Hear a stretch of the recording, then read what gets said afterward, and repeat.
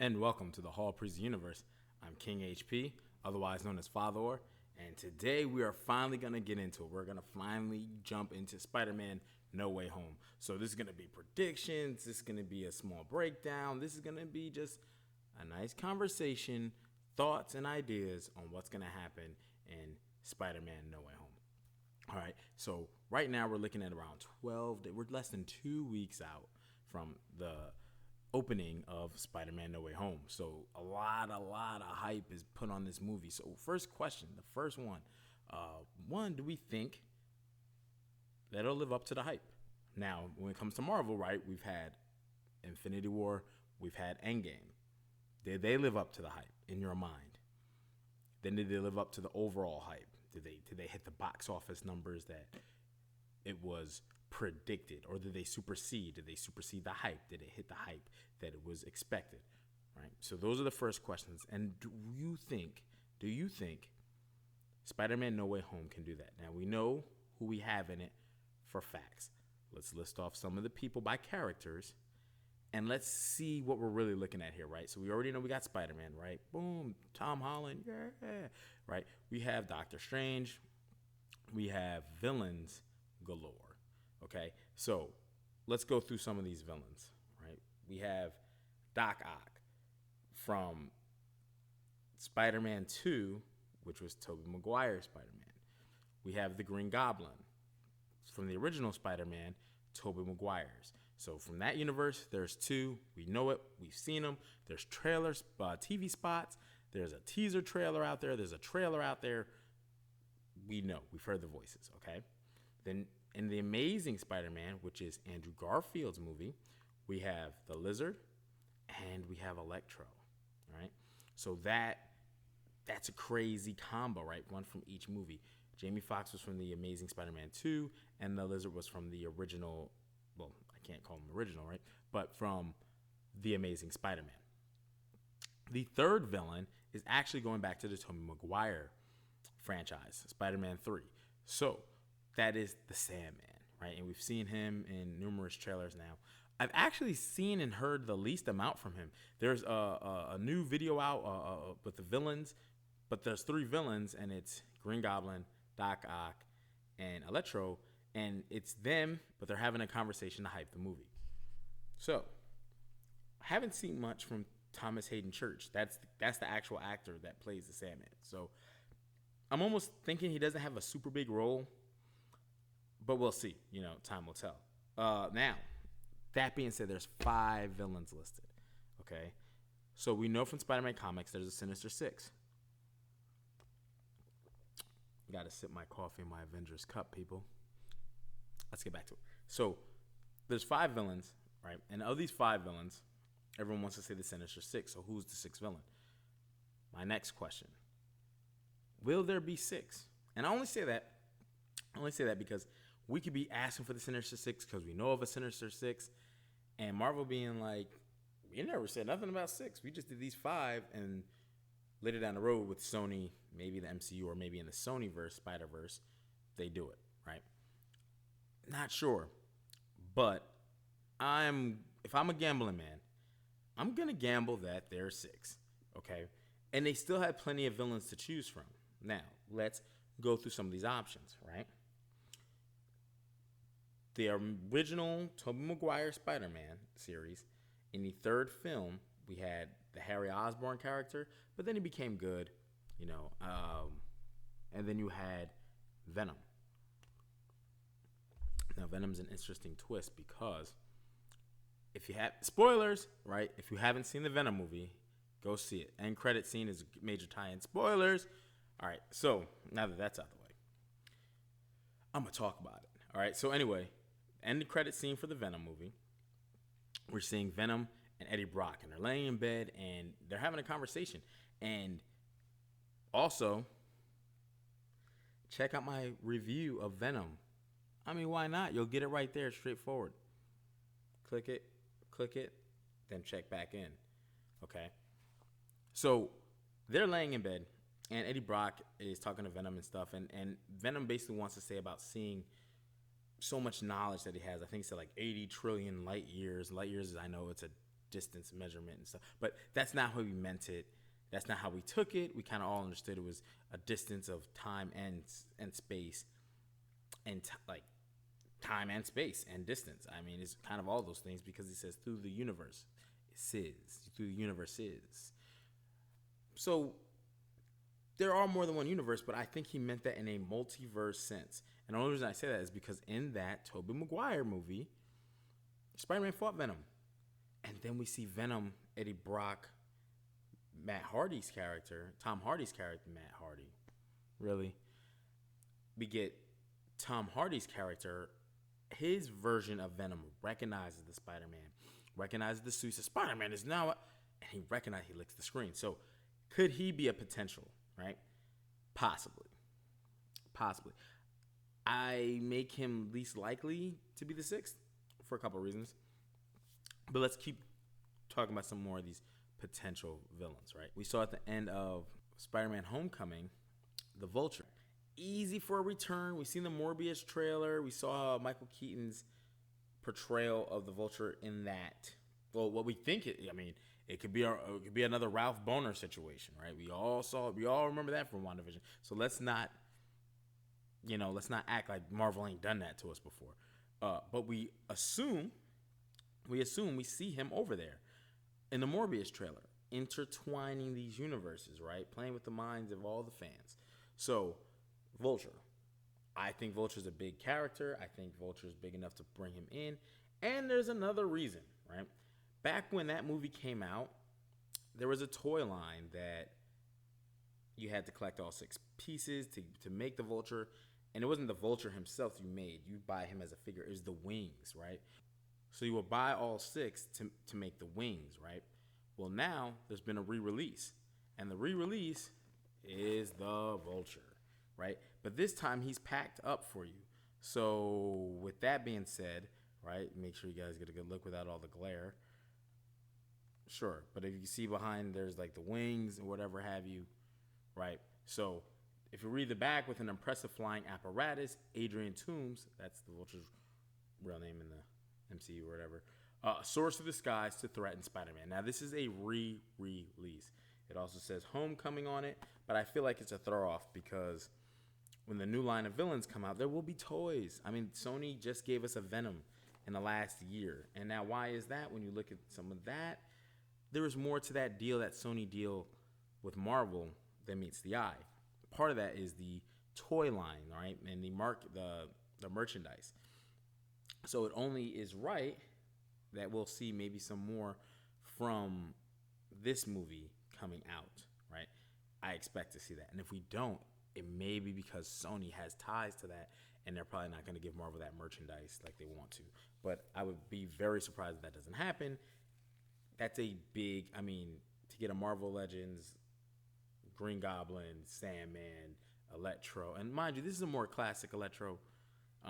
And when you see the villains, as I said before, the Green Goblin, Doc Ock, Electro interview, one thing Jamie Foxx continuously reiterates is he's not blue, and he's more in with the times. He's more hip to the times, right? And that's one thing Marvel is good at, is modernizing these villains and these heroes for that matter. So anyway, Vulture, he's my number one pick. For that reason alone, merchandise and marketing. Now, who else do we have? At the end of that movie, we get a Easter egg to Scorpion, where he's talking to a guy, he got the scorpion on his neck, he's in jail. So, not sure if Marvel wants to go there yet, because you're not going to give a backstory. With all these characters, you're not going to have enough time to go into the Scorpion's backstory. Risky. Not saying Marvel wouldn't do it. I would put Venom ahead of Scorpion for that reason, because we've seen the Venom movies. Venom's at 2 movies, so backstory's not needed. Vulture, he was in the first Spider-Man. Backstory, not needed. So that's where I go with these. So Morbius, right? Another movie that drops in January, which, man, Marvel and Sony, man, this thing, I'm anticipating this, but let's keep it moving. So Morbius, could Morbius be one? As we said, Michael Keaton's Vulture allegedly, right, appears in that movie.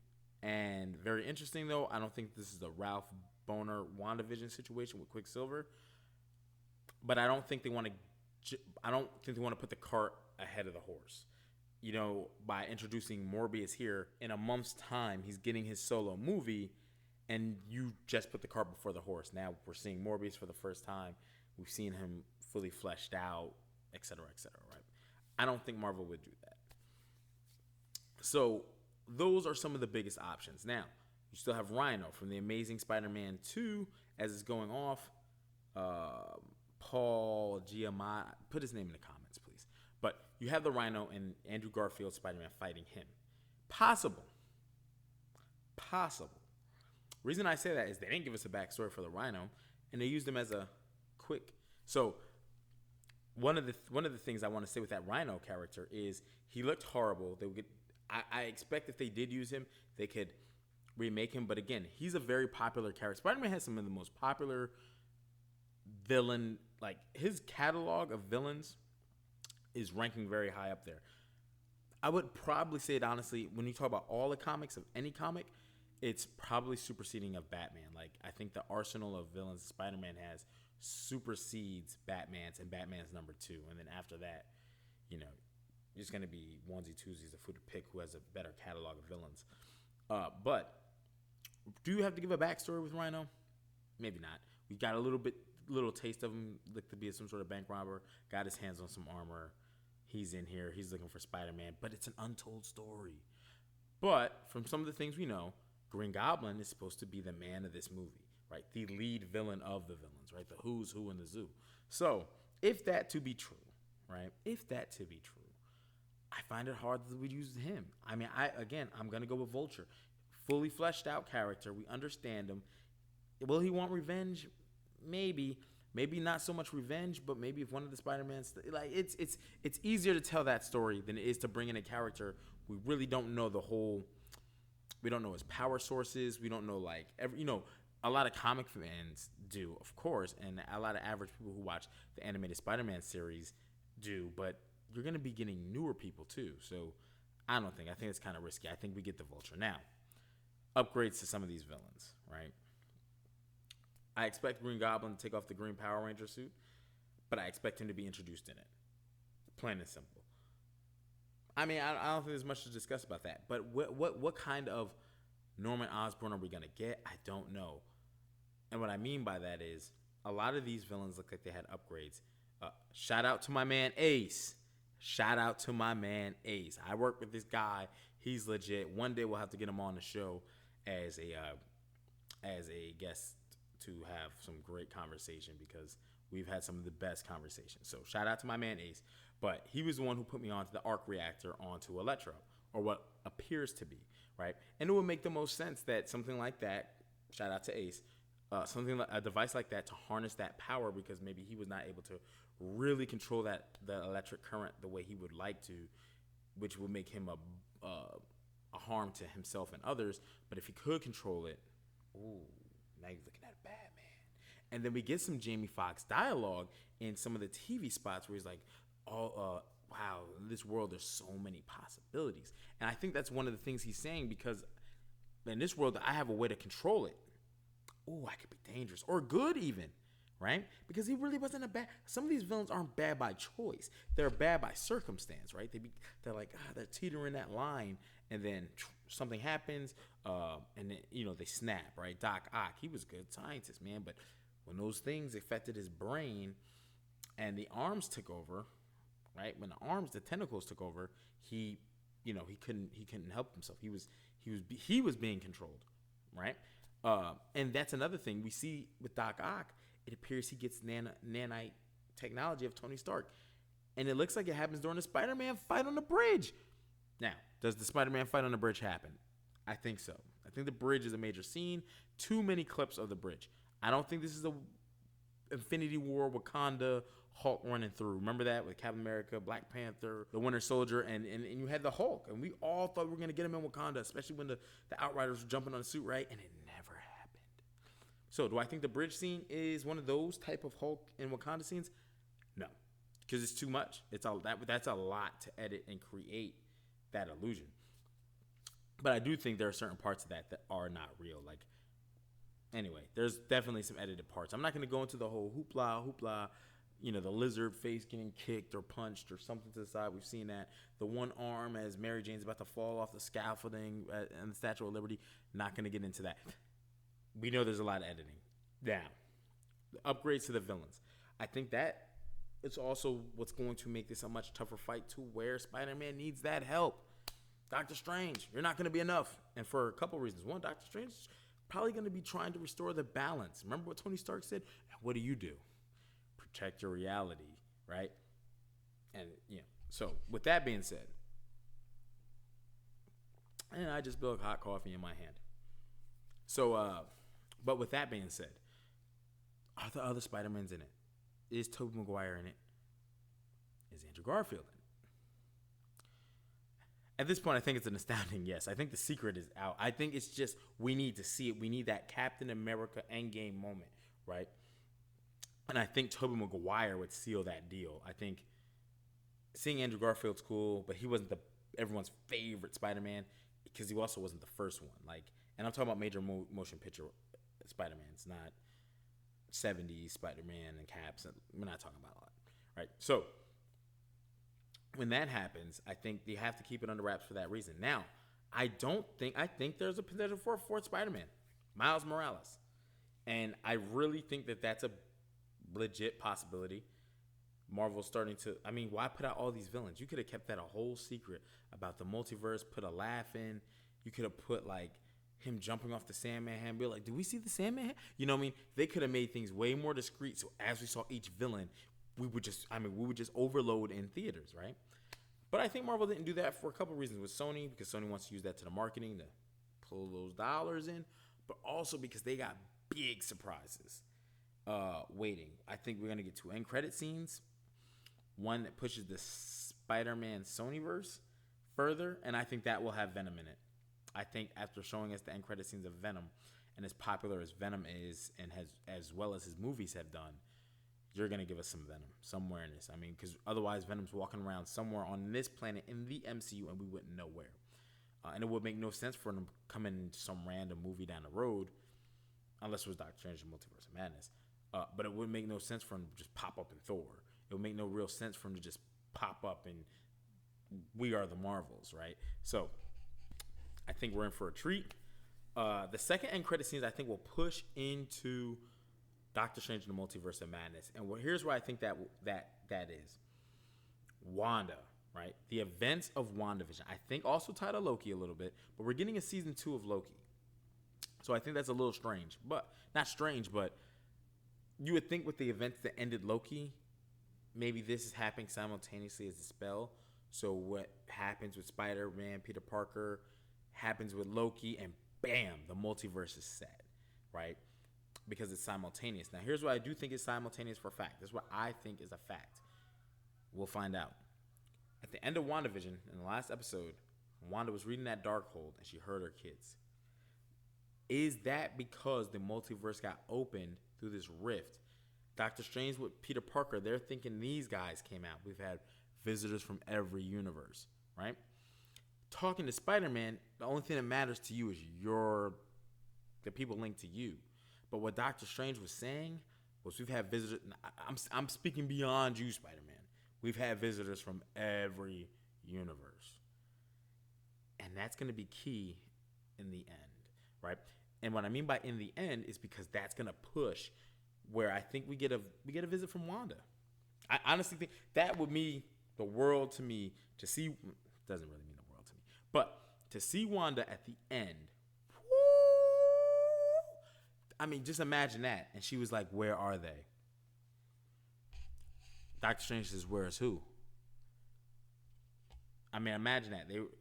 With WandaVision, it got a little messed up with COVID and its shooting because Benedict Cumberbatch was supposed to be in WandaVision, according to Kevin Feige, right? That's what those commercials were, was him sending messages to Wanda.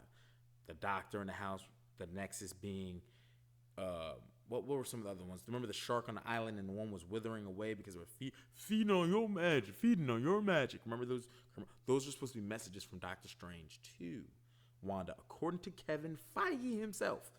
So, are they still going to use that thing where Doctor Strange is aware of WandaVision? Like, he was aware of those events. He just maybe didn't have the ability to get there because he was dealing with X, Y, and Z. Don't know. But if you put Wanda in Spider-Man No Way Home end credit scene, and don't think it won't happen or it can't happen, because let's talk about Shang-Chi. Spoilers! Let's talk about Shang-Chi. You had Captain Marvel and you had Mark Ruffalo. Or Captain Marvel and Dr. Banner, right? I mean, so they were not named in the credits. No one was expecting to see those two, right? But we saw them with bigger implications into the MCU and the Marvel Cinematic Universe down the road. Right. But that's what I would like to see. Two end credit scenes pushing the Marvel Cinematic Universe into Doctor Strange and the Multiverse of Madness, which did get pushed back. It's no longer in March. It's going to be May, which is fine. We got plenty of stuff coming. Hawkeye is still going, right? If you haven't seen Hawkeye, check it out. It's opening doors too, and we're going to get into that. And then you still have Ms. Marvel coming. Morbius, which is a Sony project, but it's still a Marvel, and there may be a tie-in after Spider-Man. So we don't, you know what I'm saying? So there's still, and that's January. And then you still have Secret Invasion coming, Armor Wars coming. Like, there's so many shows aside from what they showed us on Disney Plus Day that's coming with She-Hulk and Moon Knight. Like, there's a lot. So May is the typical time where they drop a movie anyway. Then we get July. So with Thor: Love and Thunder. So we got some stuff to keep us salivating, right? So all those things being said, what are your theories? What are some of the things that you expect to see? What are the things you're hoping for, right? Because honestly, 6 villains, I don't think it's going to be the way you think, because I think Doc Ock also turns. And I mean that in the best way. Like, he turns for the good. He's not really bad, not really super controlled by the tentacles anymore, and he's going to try to help Spider-Man. And he may be one of the deciding factors of getting them back. He may also lead Spider-Man down a road that he doesn't want to go, because he's going to try to find those people in this universe. Maybe he gets stuck somewhere else and Miles Morales gets stuck here, almost like a trade. Don't know, not sure. We do know that Sony's in negotiation, or supposedly there's more trilogy coming with Tom Holland. So that'd be very interesting. But will it be Sony and Marvel, or one or the other? We do know Kraven, Aaron Tyler Johnson, the character that played Quicksilver in the Avengers Age of Ultron, has been cast as Kraven the Hunter for the Sonyverse. So, again, a lot going on, but I'm not going to keep you too long. Make sure you check us out. Make sure to hit the like, leave a comment, and subscribe. Now, first video going to say this, but I want to put this out there. 2,000 subscribers is coming. It's coming. We're working towards it. We're almost there. So we're going to have to do a giveaway. So what are we going to have to give away? Not sure. How about this? Stormbreaker. So how can you be entered to win? It's going to be a random drawing. All you have to do is 3 things. Click the like button. 1. 2, leave a comment. 3, subscribe to the channel. If you want to be entered in a random drawing to win Stormbreaker, and now if you take it to Wakanda, that's on you. But again, click the like, leave a comment, click the subscribe, automatically enter to win in the Stormbreaker free giveaway. Please go back and watch any video. Like and subscribe and leave a comment in any old video. As long as you're in, liked and commented and subscribed, you're automatically entered. All right. So again, thank you for tuning in. Thank you for all the support. Until next time, we're out.